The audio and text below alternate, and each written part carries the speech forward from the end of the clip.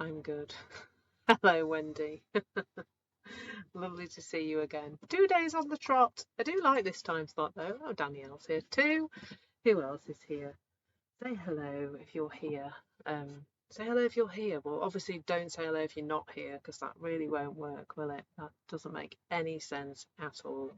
Who knows whether I'll make sense the rest of the session? Anything could happen. I am just getting up my Insight Timer profile, so I'm ready to share up and coming things, but I always forget till the end to kind of get that up. Yeah, so we're releasing guilt and shame in relationships today. And it was really interesting because I thought, I know that guilt and shame have had, shame in particular has been spoken about quite a lot by Brené Brown. And how she she was saying that she used to introduce herself as a shame researcher, and people would just go just like change the subject because like people don't want to talk about shame, do they?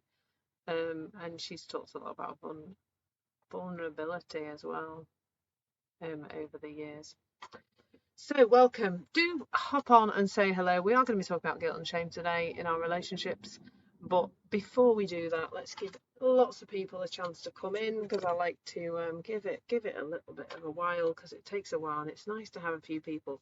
What I am going to try to do today, although who knows if I'll be successful at this, I'm going to try and talk for a little while before I start interacting with the chat. So don't think I'm ignoring you because I'm not.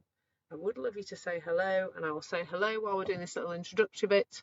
But I tend to get distracted from the actual subject, and I'm trying to bring some awareness to that and do it less. There's gonna be no guilt, no shame if I don't crack it, but I would like to get to the point where I am sharing something of significance to start with, and then I will be going into the comments because I do like this session to be interactive. Hello, Mick, with your lovely butterfly. I do like your butterfly, Mick. I've seen it before. Good afternoon, good evening, or good morning. I don't know, whatever it is where you are. It's 5 to 4 nearly in the UK. PM, that is, obviously. I mean, I can often be awake at 5 to 4 a.m., but I wouldn't be doing a live because I wouldn't have booked it because you have to book them 48 hours before. I might spontaneously do that, but probably not. I could try to just talk very calmly for anybody who wasn't sleeping at 4 a.m., couldn't I? But that would also include me not sleeping at 4 a.m., which is a thing for me sometimes, I have to say. So, a little bit about me. As you all coming in, I can see people coming in. I'd love people to say hello. Let me know if you're new here, or let me know if you're a repeat offender.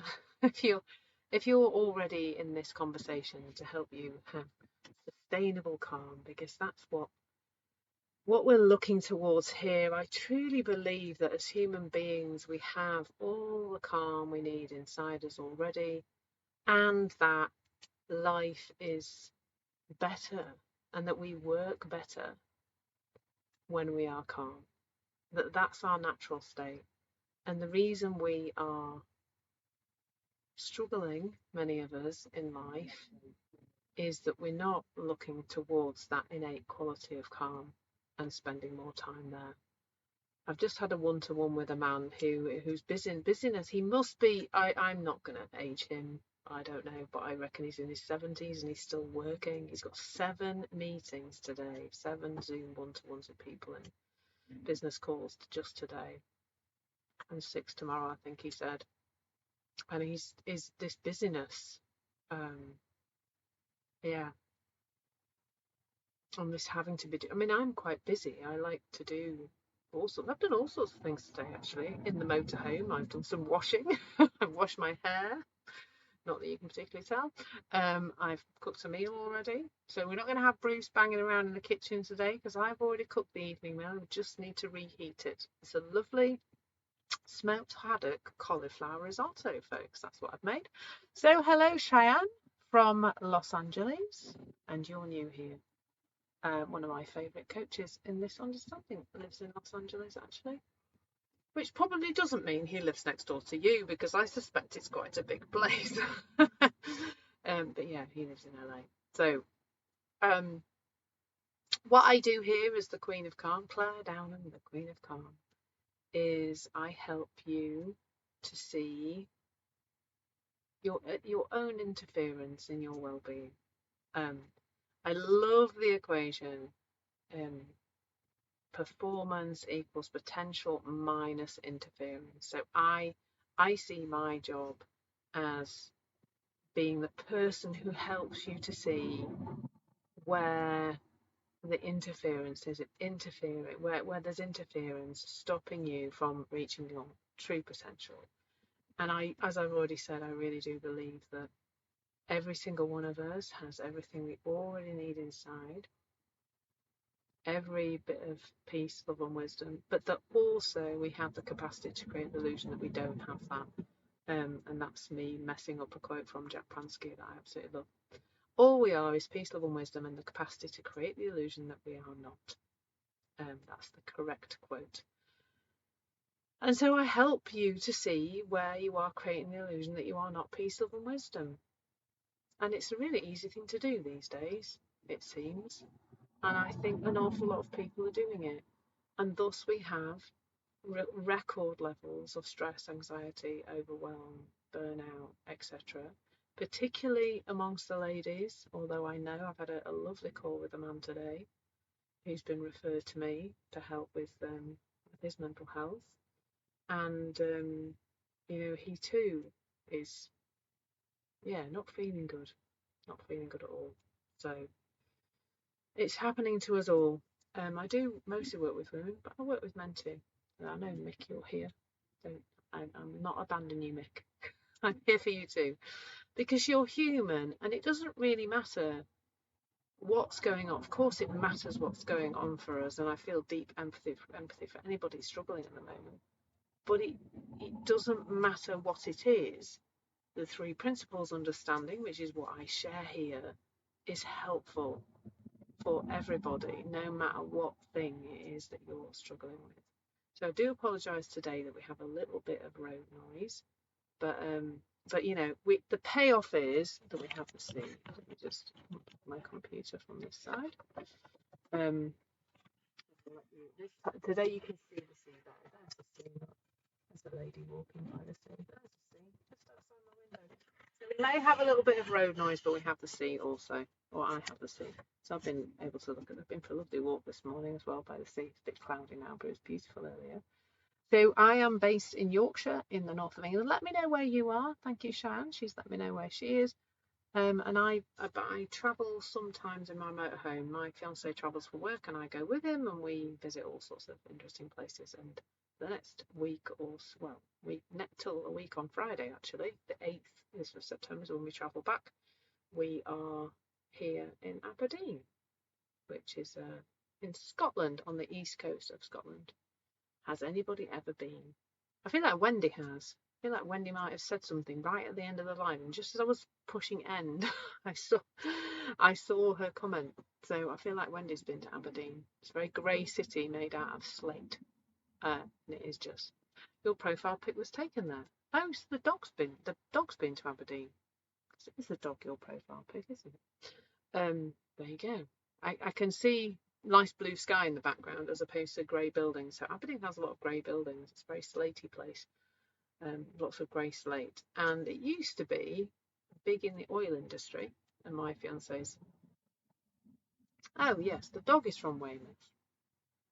There we go. Where are you based, Wendy? And why don't I know already? So the gas and oil industry used to be very big here, and of course the gas and oil industry isn't so big anymore in the UK, so Aberdeen has suffered a little bit of deprivation, and a lot of shops are closed. The city centre's a bit not as good as it used to be, I suppose, but it's beautiful just here, sat by the sea. I can actually hear the sea in the background. I hope you can too. So when I'm pottering around, oh yes, of course you're in Turkey because you've been pottering around 11 years. Love it. Me too. Hello, Sunita. Lovely to see you. So what I do here on Insight Timer is yes, it is a granite city. It's granite, not slate, Mick. Thank you for putting me right there. As I was saying it's slate, I was thinking it's not slate, is it? What I'm talking about? It's granite. You're right. It's big dark chunks of granite. the whole city. It's a shame I can't take you on a little tour. So what I do here on Insight Timer is I teach something called the three principles. The three principles are thought, consciousness, and universal mind or universal intelligence. We talk about three principles, but it's all one thing, isn't it? Because we're all one thing. It's all energy taking form in different ways. And when we understand, I'm in Aberdeen, Sunita, that's where I am. When we understand how our experience is being created, we can have a nicer experience of life.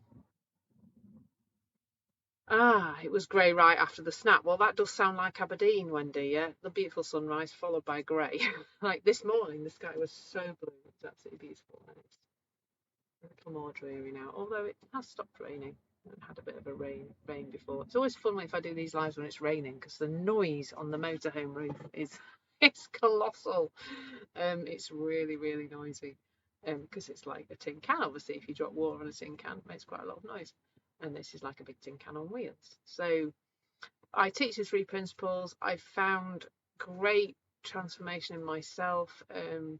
I've got a lovely experiences from my clients. I've just had a lovely client I've just finished working with who 12 weeks ago wasn't at work because she was feeling so terrible, and now she is back at work, smiling, enjoying life again.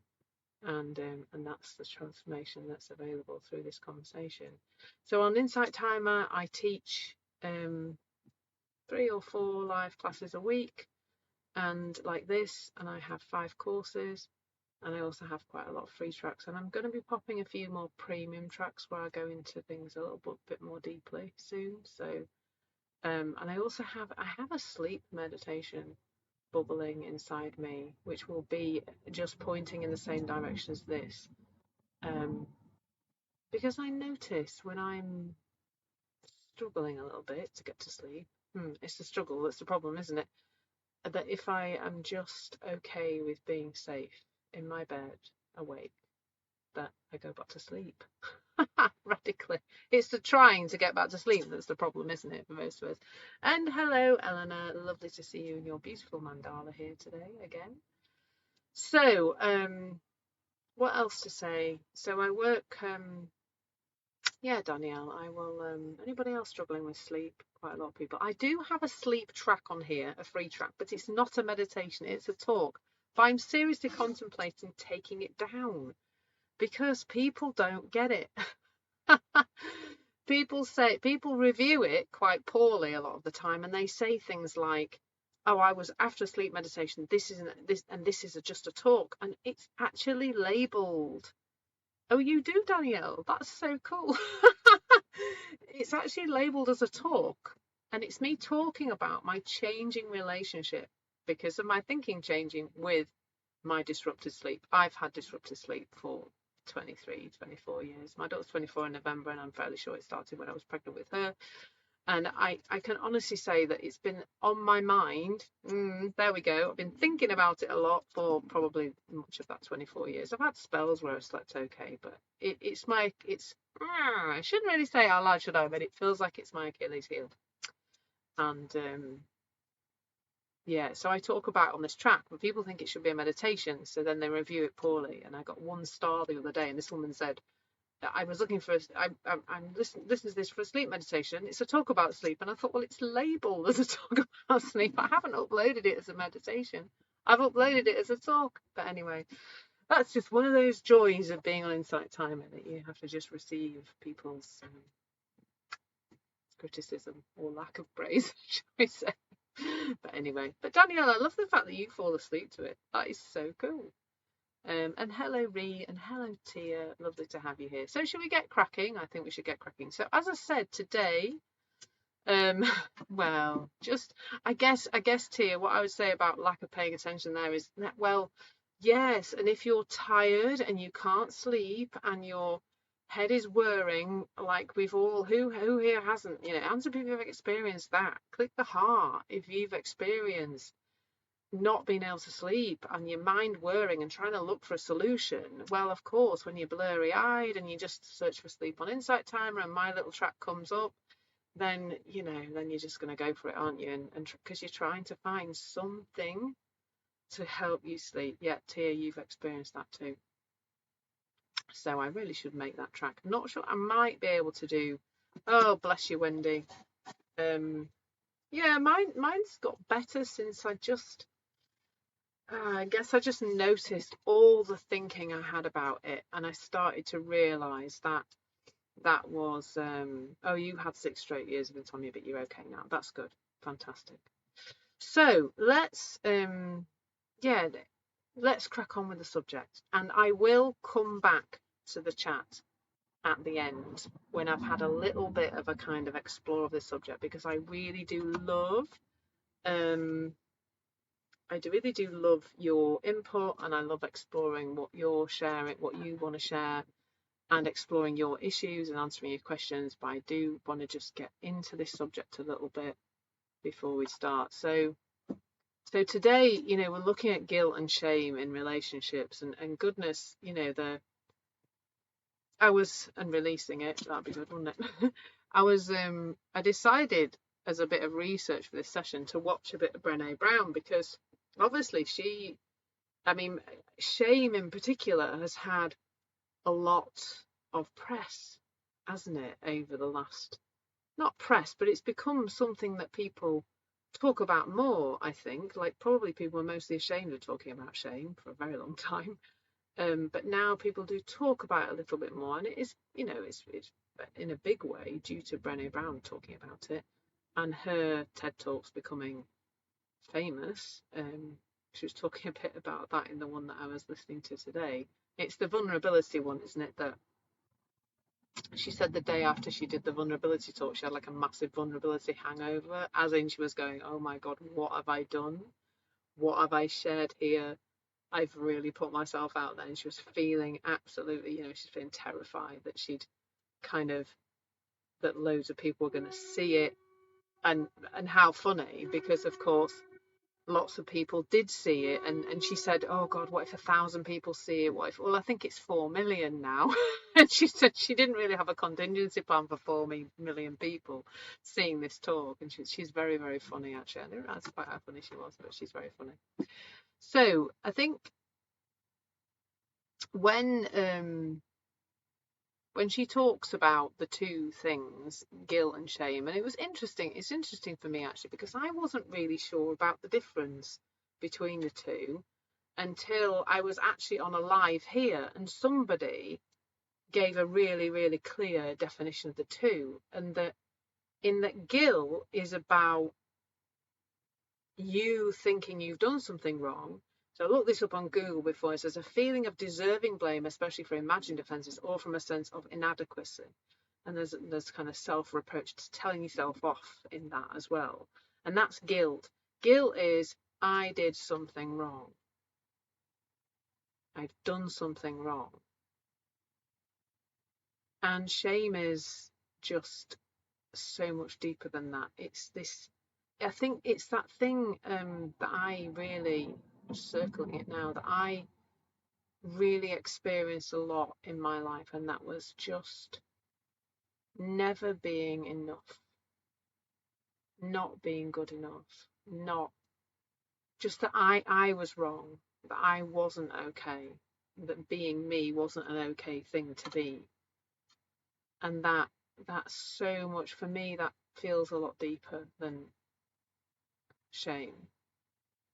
Because I guess with guilt, you might be able to put something right that you've done. You might be able to do something different next time. Whereas shame is just this sense of, you're almost like you're soiled goods. You're not okay. You're not good enough. And I looked that up on Google as well, and it said a mix of regret, self-hate, and dishonor. What a lot of weight that is to carry. So I'm going to explore the two separately, but then hopefully by the end I'll come together and you'll see the similarities too. So Guilt is really interesting.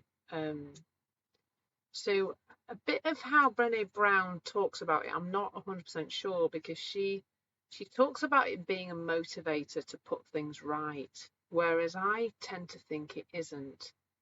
So here is what I see around guilt. Let's start at the beginning with why we do what we do, because when we're talking about guilt, we're talking about action, aren't we? We're talking about, and in our relationships, it's often those actions that are against the other person, like snapping at your kids, or, being grisly with your other half, or, doing something that your other half would prefer you didn't, or that kind of thing. So let's go right back to, why do human beings do what they do? Because I think by understanding that, we can begin to make guilt look less real, I think, look less true, start to kind of release it or slough it off, really, shake it off. Just not by deliberately shaking it off. We're not going to do a shaking off guilt dance, but by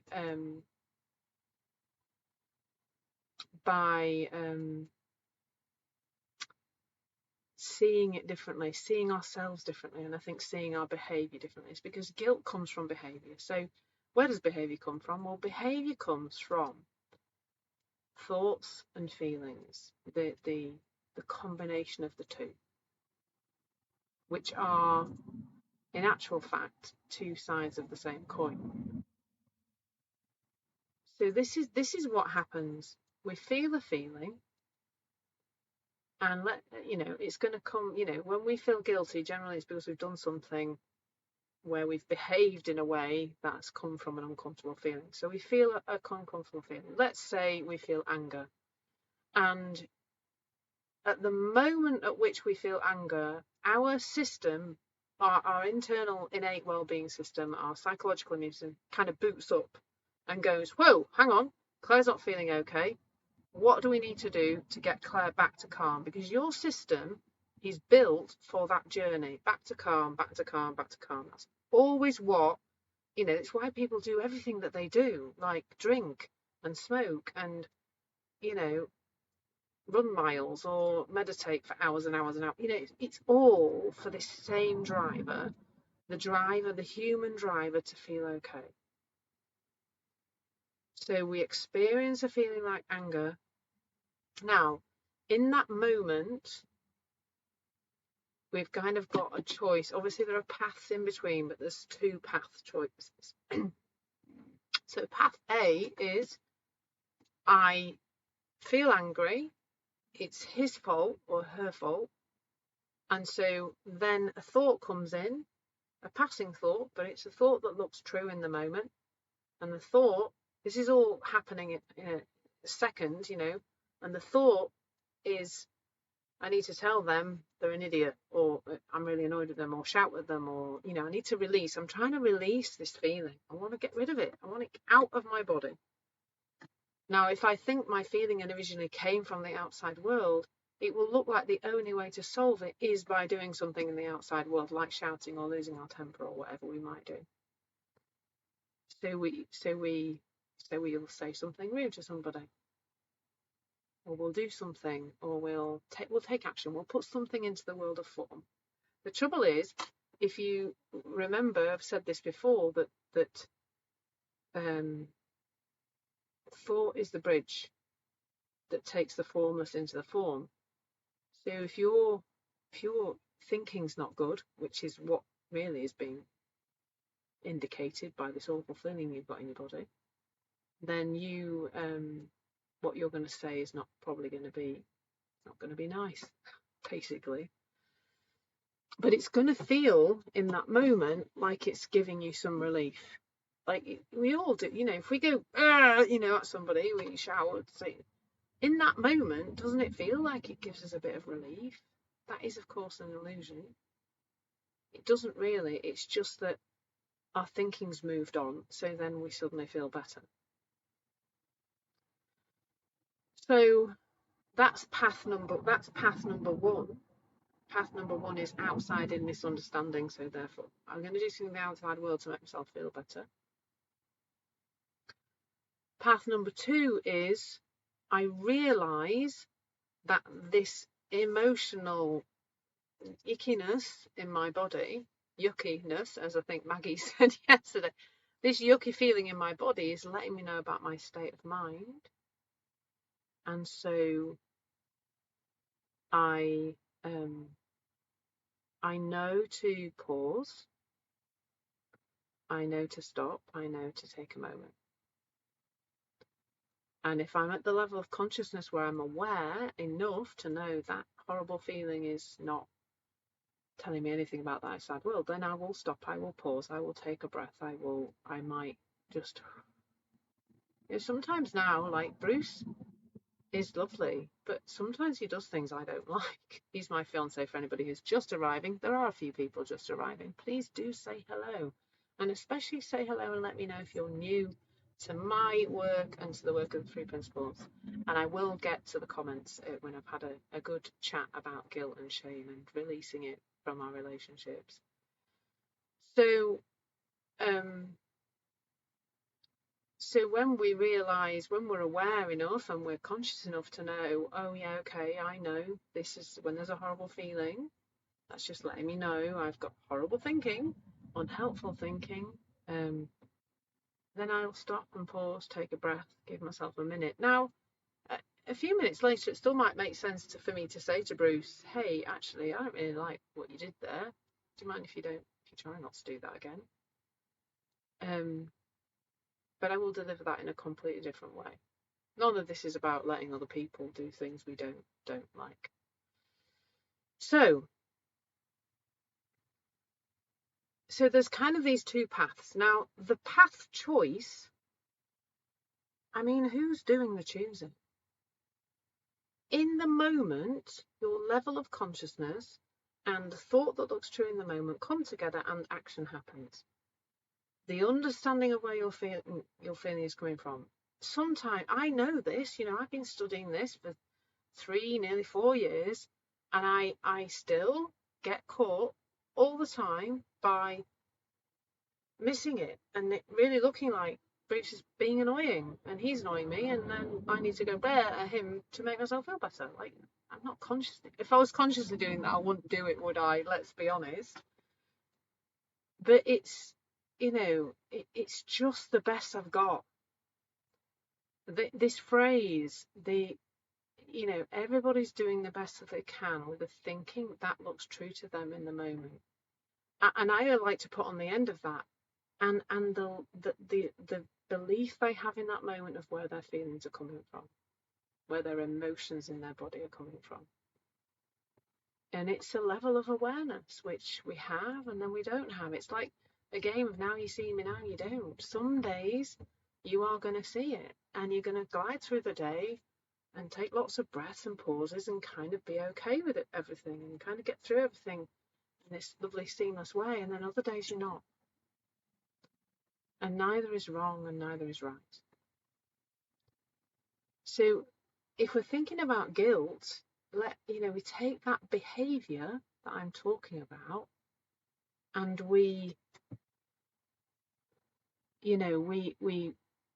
it looks like the behavior is wrong or bad or whatever, but it's like you think you've got a choice. And I'm not saying be a nasty piece of work at all, but what I am saying is that you're not going to get it right all the time, and to be compassionate to yourself, because I would say self-compassion is probably the opposite of guilt. Now, the tale that the kind of thing that I sometimes hear I heard Brené Brown say a bit today really, was that guilt is useful in that it's guilt that makes us sort out the issue that so let's say I've shouted at somebody, that guilt is what's going to drive me to put things right. And this is where I would disagree, because I would say that guilt is another layer of thinking. Now I've done the thing, I've shouted at Bruce, And now I'm inside myself going, oh, Claire, you're terrible. You shouldn't have done that. And I'm feeling more bad. I'm feeling worse now. I was feeling bad before. Now I'm feeling really awful. And I don't tend to go there anymore so much. Bruce sometimes does, and it looks like sulking. He goes in on him. I can see he's gone in on himself. He's gone in on himself, and he's being horrible. He's like being horrible to himself, and I can kind of, when I speak to him afterwards, I know that's what's happened. Now I would say that now that I don't engage with that quite so much, I don't tend to feel bad about myself. Now I'm not. It's not because I'm some kind of sociopath. It's because I'm in the present moment, looking to see what damage I've done, i.e., is Bruce upset? Is there some tension between us? Is there an unpleasant feeling between us? And what do I need to do about that? And I don't think you need guilt to drive that. I really don't. I think without the guilt, I am much more likely to say sorry to Bruce. Hello, everybody who's just coming in. Hello, Kathy. Hello, Anami. I will be coming onto the comments a bit more soon. I'm trying to get a bit of a spiel in before I go too much in the comments. So if I'm feeling good and at peace with myself, and if I'm feeling compassionate towards myself, then I'm in a lovely place. I'm in that peace, love, and wisdom space, and it makes perfect sense for me to say something lovely to Bruce, to say sorry. I say sorry so much more. Hello, Christy. I say sorry so much more now, and with so much more ease. And I do find it really easy to say sorry. I don't say sorry just all the time when I'm not, I'd say I don't want to do a thing with somebody. I need to say sorry then. But if I've done something hurtful, I've not been kind, I've not been compassionate myself. And from that place of self-compassion, I find that I can say sorry. I make amends. I give him a hug. It's mostly Bruce. He's mostly the brunt of Claire in a good mood. And I can, that's it over really. And I think without all that guilty thinking, I'm in this beautiful place of connection with the other human being who's in front of me. And I can, just be present with what is. I think guilt is past thinking. It's like ruminating, isn't it? Because once you've done something, what the heck can you do you can't do anything about that action, but you can be in the present moment doing something about the result of the action. You can't do anything about what you've already done. It's finished. And I guarantee that guilt is a gift. Well, the guilty feeling, the guilty sensation, I don't know, what does that feel like to people? Anybody who experiences a lot of guilt, what does it feel? I think we're back to yucky. As the lovely Maggie said yesterday.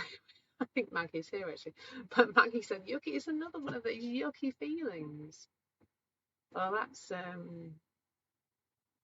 you see, I would say remorse. I'm not sure. Yeah, I think remorse is the nicer side of that. Hello, Maggie. I think it's okay to feel remorse in a way, just like, I want to say sorry, I want to make amends, I need to look up the word remorseful actually. What does it really mean? I'm going to have a quick look.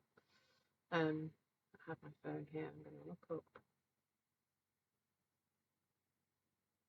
remorseful meaning. Sorry. Yeah, I would say sorry actually. I think Kathy, the remorseful guilt, I think, is all about me. Guilt is about me. I'm terrible. I did something wrong. The feeling of deserving blame, especially for imagined offences or for a sense of inadequacy, self-reproach. It's all about me. It's actually really selfish, is guilt. It's all about me and what I did wrong, and aren't I awful? It's like not in a kind of not in a, but it is. It's all in you. It's all about you and what you've done wrong and how terrible you are. Whereas sorry and remorse is what out there, who out there is not okay now, and what can I do about that? Guilt is inside you beating you up. It's not you being in a place of love and connection with another person. Very different. So I hope that makes sense so far. I feel like I'm going to pause and do the comments now and then go into shame. I won't go into shame, but you know what I mean. I'll go into talking about shame. So before I do that, like, we're talking about releasing these things from our relationships. And to me, it's always about the feeling. Always about the feeling. If it feels yucky, thanks Maggie, I'm going to use that word in every session now. If it feels yucky, it's because the thinking underpinning it is yucky. The thinking, your formless, the formless energy is coming into form via a yucky thought, and therefore it's creating a yucky emotional there in your body. That's where it's coming from. And that's so powerful to see, because that's our guiding light. We've talked about traffic lights quite a bit recently. That's your amber, or I understand in the US it's a yellow light. That's your amber or yellow light. That's it. It's your signal to pause, to take care of yourself. And once you've taken that breath and you're back in the present moment, you'll see the person who's upset or the thing that's not going well because of what you did, and you can do something about that. And it's from that place of understanding what those emotions, those sensations in our body really mean, that we have the space to let go, the space to release that guilt, to not carry it around anymore. So, I love that word, Tia, suffocating. I might not use it as much as yucky, but let me just see. So, Wendy, yeah, guilt equals I feel bad, shame I am bad. Yeah, and generally I think guilt is associated with a behaviour as well. I've done something wrong. There's something that I need to feel bad about, an action that I've taken. And I think about that, I wonder where that's come from in terms of, like, if like for me, I guess I've felt guilty quite a lot in the past, but not really. No, I mean, I've experienced shame too, so I don't know why we would lean towards one rather than the other.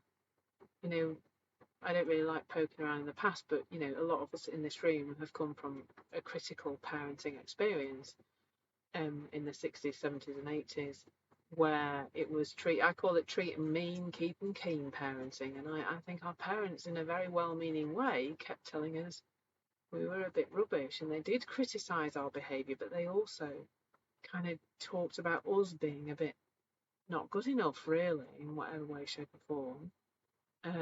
And we've carried that into our adult lives.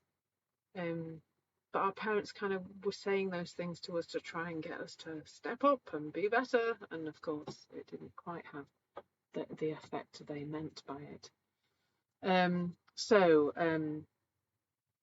Let's have a look. So yeah, Tia, you always say unhelpful or helpful thinking. Yeah, and I think that's all we're saying here. We're saying, is this thinking you've got helpful or unhelpful? Well, I'll tell you how one simple way to know if it's unhelpful. Unhelpful thinking brings about a really horrible feeling.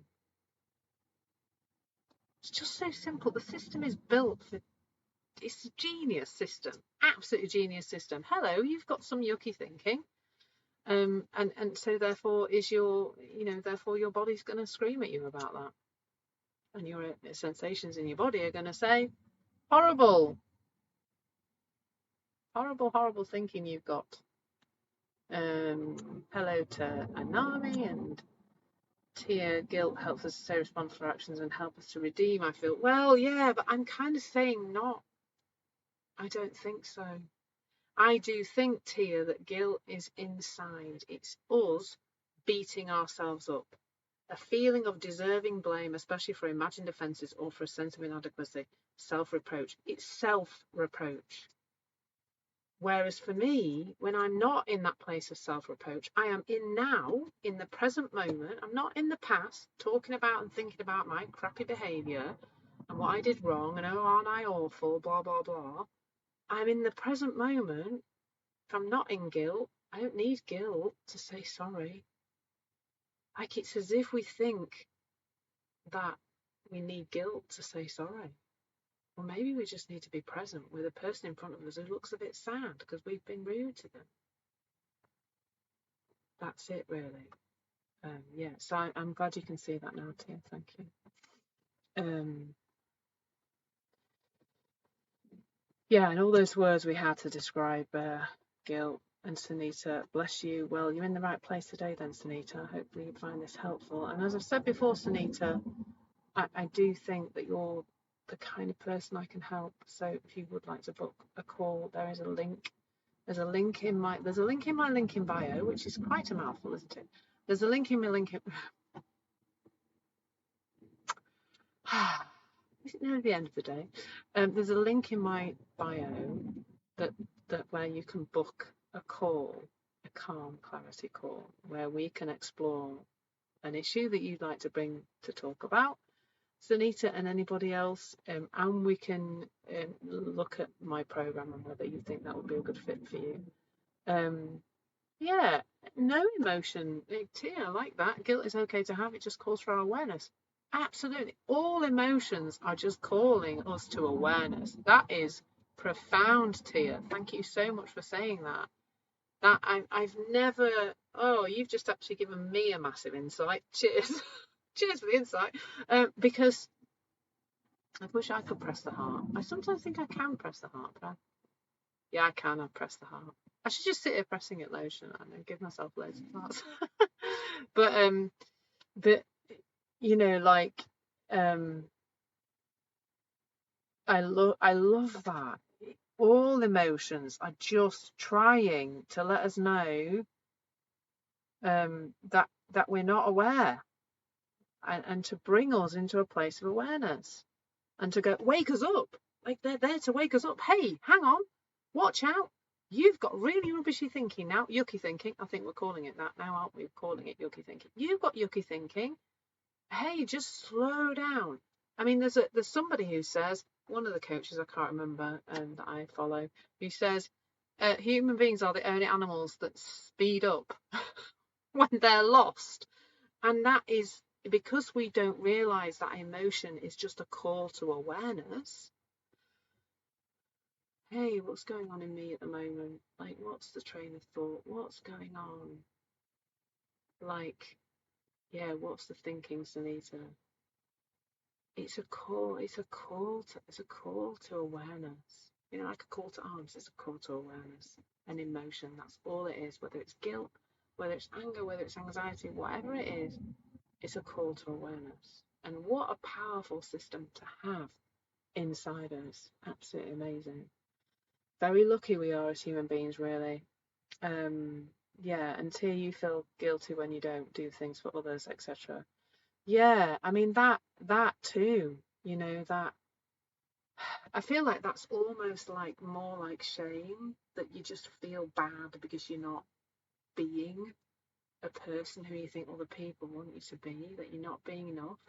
And I think, you know, hello, lovely men in the room, but I think women, do experience this more. Although having said that, you know, I spoke to a lovely man today on a discovery call, and I could hear in him that he's feeling a lot of sense that he's supposed to be doing things a particular way to please other people, like that people pleasing thing. Kathy, always our parents are doing the best they can with the thinking that looked true to them at the time. And many of us, I think, in this room right now, a lot of us are women of a certain age. We have experienced that very negative, well-meaning negative, well-meaning but negative. I've forgotten what the end of that. Critical parenting. So Jackie hanging out with in-laws. There was so much gossip of people gaining weight, broken in the relationship, being depressed. Oh, bless you, Jackie. I'm so sorry to hear that. Not being supportive or caring. And it's really interesting when we spend time with other people who are behaving in a way that we just think, what? Why? Why are people? Well, because they are. And back to what I said earlier, Jackie, that they're all doing the best they can with the thinking that looks true to them, all of them. And I guess we then have to decide how we're going to look after ourselves in that environment, because that's the most important thing. So Sue, hello Sue. We don't have control over 60,000 thoughts we have every day, so thinking about those thoughts. It's always our relationship with our thoughts and feelings, and never the thoughts themselves, or anything else itself. You know, it's our relationship with our circumstances, it's our relationship with our thoughts, it's our relationship with our feelings. It's not any of the circumstances, thoughts or feelings that are creating any of our experience. And, you know, really seeing that is cool, because I don't know, who here has spent time trying to change their thinking? Hands up, come on, give me the hearts, or put it in the comments if you spent time trying to change your thinking. I spent years, really a long time, trying to change my thinking. Turns out you just need to have a different relationship with your thinking, and it's all good. So, Anami, great distinctions. Wild timing on the discussion. It's your... Oh, Anami, you're here on your birthday. I think we should sing. Oh, there's only me to sing. Damn. I could have a chorus of happy birthday for Anami, please. Oh, bless you, bless you. You've got a lot going on there. Oh, bless him. I'm so glad you just stopped all that and stopped chasing. After several weeks of attempting to do so, you ceased and went to celebrate your birthday. Oh, I'm so glad you celebrated your birthday well. Oh, that's so lovely. Oh, I keep losing you, Anami, because there's so much going on in the chat. He inquired about something so called selfish, and I was told things geared to make them feel. Yeah, so other people's words can seem to be geared to make us feel guilty, but it's still, for some of us, those things will make us feel guilty, and for others they won't, because it's our relationship. It's just like our relationship with our own thoughts. Our relationship with other people's thoughts about us is created via our thinking about those words. So I can see that you're oh, thanks, Anami. I do like a giggle. Sunita Sue Eckhart Tolle says, don't confuse or mistake the narrative in your mind with your life. That is brilliant. Of course he does, because he does say some very clever things, very profound things. Of course, don't confuse your thinking with reality. I mean, whatever that is, you know, I don't know, but it's all separate, isn't it? We've all got our own. Sunita, you've tried to change your thinking, but the emotions take over. Well, perhaps stop trying to change your thinking. Just perhaps stop that. Oh, happy birthday, Anami. Everyone's got some happy birthdays for Anami. That's lovely. Thank you so much. Oh, thank you, Sue. That's so good. Thank you so much. Yeah, some great comments there. And I think I'm going to move on to shame now because time is getting on and the rain is now pouring down. So hopefully you can still hear me over the cars and the rain. The rain, I think, sounds quite nice in the background on these sessions. It's a shame you can't hear the sea because the sea's lovely. I can hear it a little bit. So we're going to talk about shame now.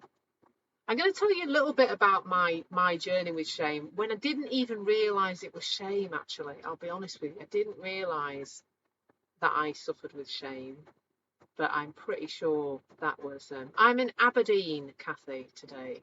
I'm pretty sure that shame has been a big part of my life. So when I, before burning out, I really didn't have any awareness of anything to do with very much at all. I'd already started a little bit of a self-development journey. But after I'd burnt out and I started doing some kind of therapy stuff and I started poking around in the past a little bit, Claire's story was that when I was 3, my brother was born. So I was just turned 3 when my brother was born. My birthday's in February and his is in March, so I was really just 3. And my brother was born, and the story that came out of kind of my counselling and my inner child work and all that kind of thing was that there was some sense of me not being good enough because my brother was born. And, I'd been the centre of the universe for 3 years, and I was therefore, I was wonderful and a wonderful child. And why would they need to have another child if I was so wonderful? That was that was what I was told by well-meaning therapists and people like that about why. So the story was I didn't feel good enough, and that was why I procrastinated. And because it was a form of self-sabotage. So there was a lot of stuff around that. And then there was I looked into Marissa Peer because I heard her speak at an event in London, like a wellbeing conference thing. She's the one who does rapid transformational therapy. I am not recommending rapid transformational therapy, by the way. And I got involved in I bought one of her programs, which was called the I Am Enough program, which again involves lots of looking at the past and poking around. But I do think that I'm not quite enough, or I'm not quite there, and there's more to do to be enough, was a driver in my life from being really, really small. So I was a good girl. Anybody else was a good girl. I worked hard at school, but I worked hard at school with an undiagnosed learning disability until I was in my early 30s when I found out that I had this thing called Irlen syndrome. Now, Irlen syndrome is what's called a scotopic sensitivity, which means that when you look at black print on white paper, you get distortions and moving, and you can't get the information off the page very easily. I mean, I still now can read a book and remember very little of it. I tend to understand generally the feeling of it, but I will not be able, I'll get to the bottom of a page, I have to go back and read the page again, sometimes multiple times, in order to take things in. So I'm doing this coaching course, this coaching and mentoring formal qualification at the moment, just for funsies, as you do. And I'm finding that some of the books that I wanted to use as part of my research, I have listened to them twice on audiobook, then I've read them, and then I've listened to the audiobook again. I've had to go, good, backwards and forwards. And Irlen syndrome, basically, when you look at print on paper, you tend to you see blurring, moving, shaking. Mine was always more of a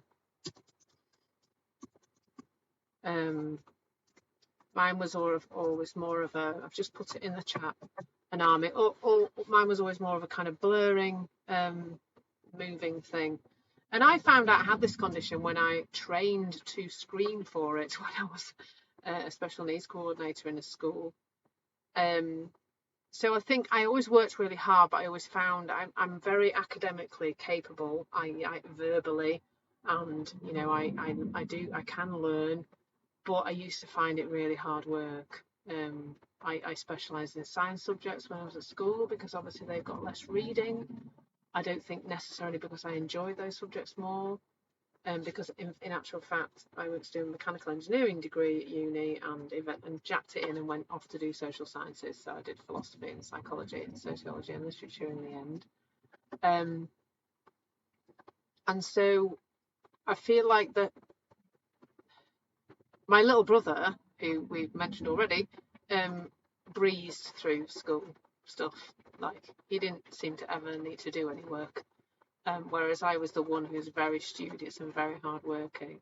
And I mean, he came out of uni with a first class degree, which is like the top degree you can get, and I got a 2-2, and I had to work hard for that. So that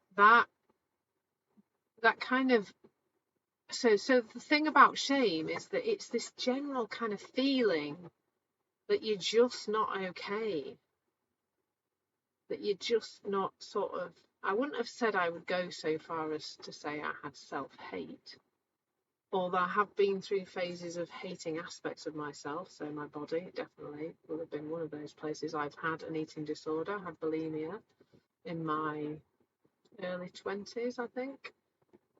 So I've been through that kind of self-hatred thing as well. But really, I hope you can sort of hear that they're both, whether we feel guilty about something or whether we feel shame about it, it's just a product of our experiences. Now, I don't know, because I'm not a Freudian psychologist, nor will I ever be. I don't really know where these feelings of not being good enough came from, but I do know that they drove my behaviour. So when I went into education, I went in right at the beginning. I wanted to be a head teacher. I wanted to get to the top of the ladder. I wanted to lead a school. It was almost like obsessive, to the point where I strongly, I wanted to have my children at a certain age. I was very, very determined for my life to be a certain way. There's a lot of control.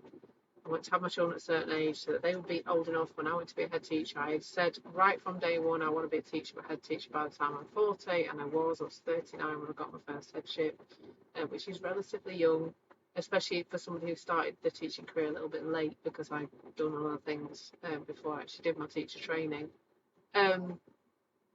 So that the drive to get up the ladder was me seeking feeling good enough, and I guess that is me seeking a relief from a feeling of shame, a feeling of just not being enough, not being satisfactory, even the word seems to be, like just not being okay as a person.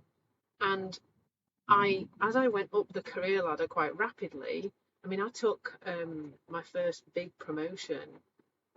I applied for it while I was on maternity leave with my second baby. And so when I started that job, he was nearly 1, and I actually took a promotion. When I was going back after maternity, I went back after maternity leave to my old job, worked my notice, had the 6-week holiday, and then went just before my son was 1. He was 1 on the 19th. I probably started on the 1st of September. I started this new job, a promoted post. I had 2 small children, both under the age of 3, and I drove myself up that ladder, and every time I got to this is only my reflections on this now, postscript as it were. Every time I got to a new level, I think I had this kind of initial excitement, I suppose, and initial busyness of a new job, and then that withered away after about 18 months, and I started to get a little bit demoralized and demotivated, and I still didn't feel good enough. It was almost like, I was supposed to feel it when I got to this role. And so I kept going and I kept going, and I don't know how I did it, Kathy. I literally have no idea. I think I nearly burnt out in that job I'm talking about, when We must let Bruce in. He's like a little ground rat. Let's let him in through the door. There we go. When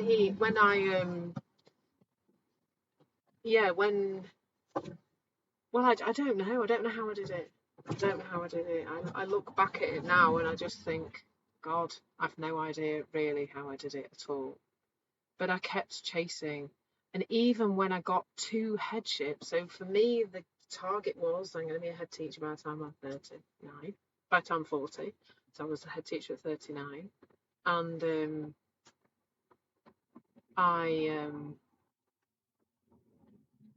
even when I got there, again, the same kind of, oh, it's exciting, it's a new job, it's wonderful, blah, blah, blah. And then this same kind of letdown feeling and feeling just the same way again. And so then I took a second headship after I split from my husband in November 10 years ago now, November 2013. I split from my husband, and then within months of that, so I'm in the middle of becoming a single parent. I'm trying to organise a divorce myself. I'm redecorating my house because I felt that was a compulsion. I'm doing lots of online dating. I've got 2 kids on my own now, and I then took a promotion. It's no wonder I burnt out. So for me, that drive to feel good enough really did drive me to burnout and made me very tired, very, very tired, exhausted in actual fact. And I still did, when I got into that, I was trying to put some battery into my laptop. When I got into that second headship, and yet more proof that Bruce is real. Hey, there he was, poor wet thing. When I got into that second headship, still no good. Still felt terrible. Still didn't feel like I'd made it. Still felt not enough. Because that feeling of being enough, that letting go, that releasing of the shame, has got nothing to do with our outside circumstances. It's much more about us seeing that we're okay already and that we don't need to be anything in the outside world to be okay. We don't need the outside world to show us that we're okay. We're okay already. We're okay. We don't need to be anything else. But of course, that's not what our thinking says. And I think particularly for women, there is this sense that we're never doing enough. I've said this so many times before on these sessions. It's the misunderstanding of a call to action. You can do anything, not you can do everything. And I think some women just feel this sense of shame because they are not managing to juggle all the balls and keep all the plates in the air spinning. So that just makes us feel like we're not enough, and we were never supposed to do that. We were supposed to pick the berries and look after the kids, ladies. And I'm not saying that's the way we should be living our life now. But all I am saying is that we are enough exactly as we are. And the shame so many of us feel is just from this sense of not being enough, not doing enough. And that's, it's just a shame. It's a crying shame that I know there are women in this room right now who feel lost, and don't feel good enough, and feel like they've got more and more to do. And this is part of the reason why burnout in women is so much, the rates of burnout in women is so much higher than it is in men. I'm not saying that men don't experience these things too, but it's huge now. Because we're trying to do everything to push away those feelings of not being good, those feelings of shame. the feeling of shame is just coming about, it's coming from our thinking about ourselves. It isn't coming from, and that's why it doesn't go away. Like, who here has tried to feel like they are enough by doing lots of things? I mean, I'm going to raise my hand on that one. Maybe I shall press the heart. But, I can see you're pressing the heart, and I can see, from the comments, Luna, putting your hand up. That we never get there, do we? Has anybody ever managed to delete the feeling of shame by doing things? I don't think anybody's going to put the hand up now. We're just all relating to what I'm saying because we've all been there. So, Kathy, bless you, you did a degree in your 40s. You see, how did I do it, Kathy? Well, by being just as tough a cookie as you, I suppose. Did your degree in your 40s in mental health nursing with a young family. You've been qualified nearly 5 years and feel like an imposter. The shame can be immense. Trying to let it go, so this helps. Well, I really hope it does, Kathy. And that, what you've just described there is something that I would love to explore with you. That's just the kind of thing that and especially when the work you are doing is so much needed, that people need your help, the world needs your help, and also for me, Kathy, for you to understand this and be supporting people as a mental health nurse with this understanding on board is not just going to be life-changing for you, it's going to be life-changing for the people who you help. And I just hope that you can start to see that those thoughts of you being an imposter, and I would say imposter syndrome and shame are probably quite closely aligned, to say the least, that I hope it's starting to loosen its grip. I hope you're starting to move away from feeling like that. You don't have to let it go deliberately, but it will just go the more you look in this direction. I remember the feelings of imposter, I remember in my second head shift, because that's the more recent one, it was probably there in my first one too, but I remember once sitting at my desk just thinking, looking at all the things on my list of things to do and just thinking, well, is everybody else doing this? Are all the other head teachers, am I doing the right thing? Are they doing the same as me? Or am I getting it all wrong? Am I cocking this up as well? I used to question that all the time, so I can totally relate to that. So I'm sure you are a wonderful, competent nurse, Kathy. And just, realizing there, I think, and maybe this is helpful, that the feeling, when you say I sometimes don't feel it, well, the feeling is letting you know that you have some yucky, thanks Maggie, some yucky thinking about your abilities as a nurse. It's got nothing to do with your abilities as a nurse. And I love that you're seeing that in those moments of, do you know what? I imagine that it's the moments when you're in the thick of the job and you can't help but be in the present moment and you're just helping people and you're going about your day, that you're just in that flow of it. And then it's afterwards or before, on the way to work, on the way home from work, or at the end of the day when you just start going, oh, have I said the right thing to that person? Did I do that the right way? Have I helped this person? Especially when, if we're in a helping profession, I think there's a lot, it feels like there's a lot of weight, doesn't it? Am I saying the right things to these people? I'm sure you're doing, thoughts are definitely not facts, Wendy. Absolutely true. I'm sure you're doing an amazing job, Kathy. And the fact that you're in a space like this, learning is going to be,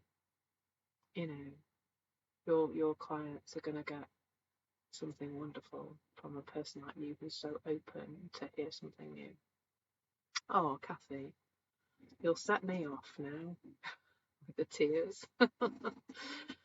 Oh, hello, Pamela. You just came in late, but don't worry. We're here for you. You're doing a machine and it's not sustainable. It seems to be like the harder you're pushing, seems no progress. Trying to fit your dreams into this doing life, maybe 10 minutes at a time, and thinking, will I ever get there? Oh, bless you, Pamela. You're not a machine. And it isn't sustainable, my sweet. It really isn't. And maybe, a question I would ask you if we work together, and maybe you can contemplate this question yourself, is where are you trying to get to? What is it? What is it you are seeking? And I'm loving all the love for Kathy in the chat, and lots of love for you too, Pamela. But where are you trying to get to? Where is it you're trying to go? Because that's the question to ask yourself. What is this journey that you're trying to take yourself on? We're all seeking a feeling, always. It's what dictates the way we behave.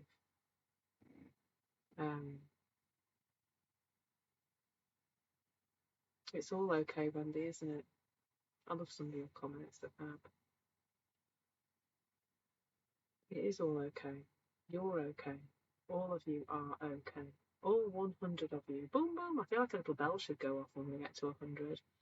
Which means that there's lots of people who haven't said hello and haven't joined in this conversation about releasing guilt and shame in our relationships. Oh, bless you, Pamela. I think, like Kathy said, how many people am I going to be crying today? But wait, it makes a change from being me, although I am quite close. Yeah, just be with it. Just be in this space. So Jeff, often yucky feeling is just a sign you care, Kathy. Bless you. You keep thinking someday you won't feel like an imposter, but my guess is that will happen a couple of days after you retire. Bless you, Jeff. Well, I would say, like, maybe not. Like, maybe if you stay in this conversation, Jeff, it will come sooner than you think. Because like Wendy says, we are all enough. We are all enough. Debbie, that is a brilliant. Sorry, I just Debbie you there. You might not want to be a Debbie. Deb, you've jumped in late, but don't worry. What great question. Why is it as women that we feel guilty when we do stuff for ourselves? Where does that even come from? Well, I think bless our mothers and their mothers and their mothers and our great grandparents' mothers and I think first of all, like I don't know if you've heard me say this before, Deb, because I think you have been to these sessions before, but the first thing is the misunderstanding of the call to action. So the call to action said women, in the 1940s, 50s, sometime around then, suffragettes onwards, I guess, women, you can do anything. You can vote, you can work, you can have a job, you can have everything, ladies. You can have, you can be anything. You can be a mother, and you can be a full-time head teacher, and you can be a whatever, do things socially and have all your wonderful life and blah, blah. You can do all of it. You can be anything. That's what we were told. You can be anything. Only we didn't hear that properly. And our mothers before us and their mothers before them, probably about those 3 generations, we heard you can do everything. And so that's what we proceeded to do. And so now we are trying to shove so much stuff into every day. We're trying to make sure everybody's, the nurturer in us has gone scatty. Like, the nurturer has lost the plot. Absolutely lost the plot. So the nurturer is trying to do everything, trying to keep everybody happy, trying to keep the peace, trying to make everybody feel lovely, trying to do all of that. And of course, making everybody else happy has nothing to do with us and nothing to do with our well-being. So it slips further and further down the list of things to do because there are too many things to do already. And it's a gift, Deb. The guilty feeling is a gift. It's like somebody who said it earlier. I was like blown away by this comment. The emotions. Oh, there's been so many lovely comments. I can't find the one I want now. Oh, I don't know. There's too many comments. There's been so many. I think it was Tia. It was Tia who said, emotions are meant to awaken us. They're the awakener.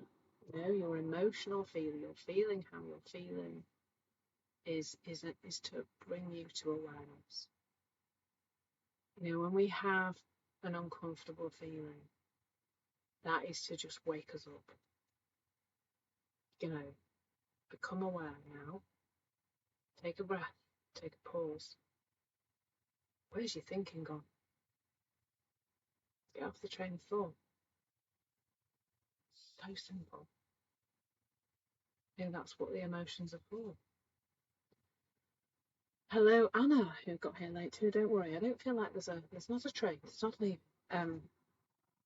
You feel guilty expressing your needs and even thought of taking more space for myself in a relationship. I'm hesitant to actually take action in that direction, so end up doing most of the home-related work and parenting, and at least the feeling of resentment, just struggling to find to change this dynamic.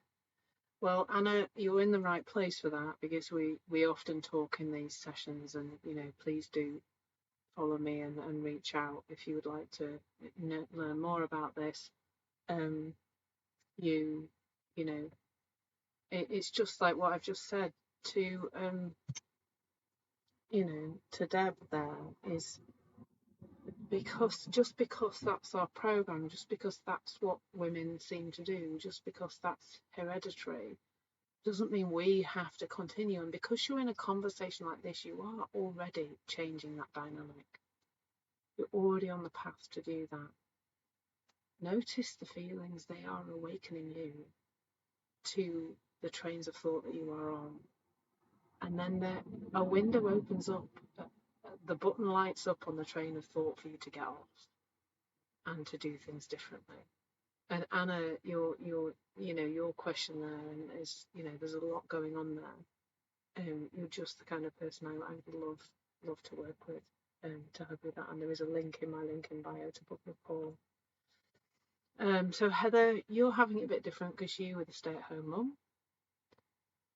Oh, bless you. But with the divorce, he actually has the kids. Oh, Heather, bless you. I'm so sorry to hear that. I'm sending lots of love. Lots of love. I can't imagine what that's like. And that's something that's really difficult for me to tackle on a call like this. But Heather, everybody here is sending you lots of love. And I'm really, really sorry to hear what's happening to you. And if you would like to explore that further, the first call is on me, and I'm hope to help you a bit even in that hour. And obviously those calls they're part of my business, and there is a conversation about working with me further, but it isn't a sales pitch. It's if you are ready to work with me further, then we have a conversation about that. So thank you, Juju, that you're identifying with what I'm sharing. Yeah, that's lovely, Pamela. Absolutely. With awareness, we will find a way. There's no two ways about it. Siska, you were once told the last person was perfect. Missed it. So I once was told that the last person who was perfect, I was crucified. Stopped to make me think that I don't have to be perfect. Yeah, nobody. There is no such thing. And we've talked about perfection on here before, haven't we? But there is no such thing as perfect. There's just no such thing. It doesn't exist. So if we're aspiring to be it, we're going to never ever get there because it doesn't exist. Oh, bless you. Oh, bless you, Heather. I'm so sorry to read that. Heather, I'd just like, I hope you've got somebody who you can talk to right now. Somebody, a friend, or somebody who you can actually reach out and talk to. You're in the right place though. It doesn't all, you are grieving, and grieving is absolutely fine. It's normal and human to grieve when something like that, so this has happened, but it won't always feel this bad.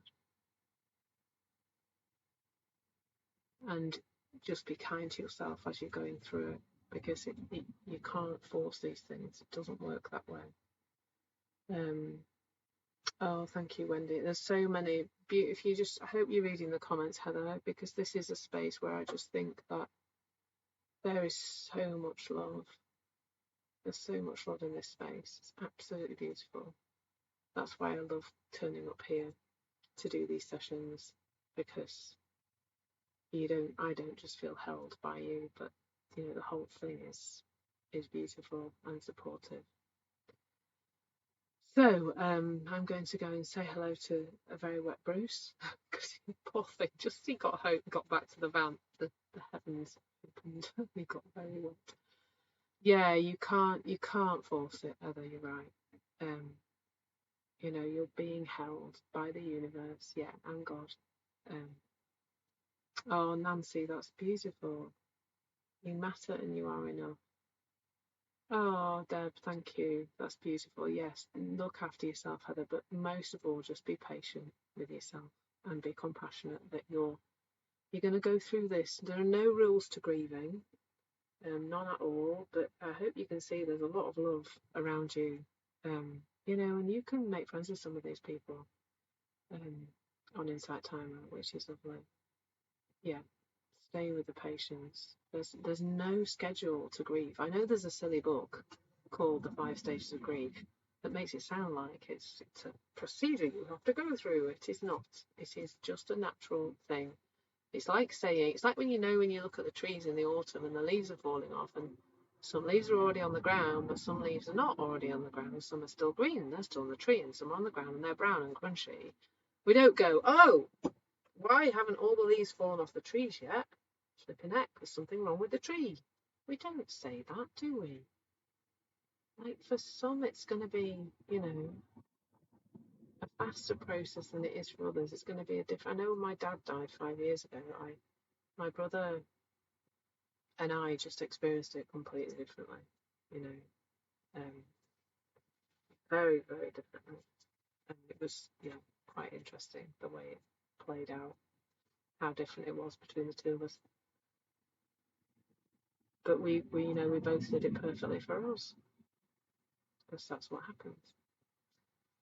So thank you so much, lovely, lovely people. That was just beautiful. I really enjoyed that. I really, really did. And I felt a lot of really nice, a really lovely experience from being here. I'm just getting up the tracks of what's going on the rest of the week. So tomorrow is a morning one at 8:05 a.m. BST. These times are at BST. So we're going to talk about finding balance in relationships. But if you miss it, there is a link on the link in bio where you can watch these on replay on YouTube. It's just a playlist there. And then on Friday, we're starting a new series, and the series is called The 3 Principles of Ways to Sustainable Calm. We'll be exploring an awful lot of different issues. I probably will revisit some of these issues that we've talked about, but really it's about looking at aspects of life that seem to be taking us away from calm and exploring what else there is to see about them. And I'm really looking forward to that, because I feel like there'll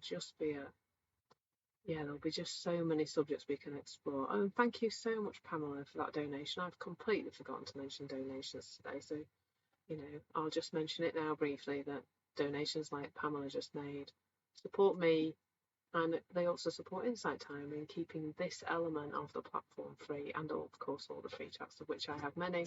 I also have 5 courses. I love the courses because it really gives me a great opportunity to chat to people. People who do the courses then send me a message, and I can do a little voice note to reply. And there's lots of people in the room today who are just the kind of people I would love to work with and to help. So, if you do feel inclined to, please reach out and click on the link in my bio, and you can book a call there. Because obviously I can only help to a certain extent in this space. So thank you so much for being here. It's been an absolute pleasure. Um, I hope to see some of you on tomorrow morning or Friday lunchtime. Sorry, Friday's at 1:11 p.m. PST. So thank you so much, everyone. Lots and lots of love. Have a fabulous rest of your day and take care. Thank you so much.